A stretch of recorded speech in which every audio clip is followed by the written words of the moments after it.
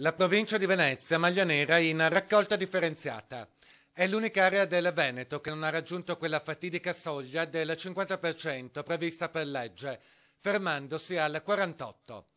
Lo rivelano i dati diffusi oggi dall'Osservatorio regionale sui rifiuti, che però concede al territorio veneziano anche le attenuanti generiche, come spiega l'assessore regionale all'ambiente Maurizio Conte. È una provincia che ha tanto turismo e quindi in questo frangente, anche per la conformazione della città stessa, del litorale, vede appunto certe difficoltà. Nel frattempo la Regione Veneto ribadisce chiaramente la sua posizione sulla richiesta di aiuto di Napoli, ancora alle prese con la monnezza sulle strade. No ai rifiuti della Campania. Napoli è da troppo tempo in emergenza, conclude l'assessore, che invita la città partenopea a trovare soluzioni definitive.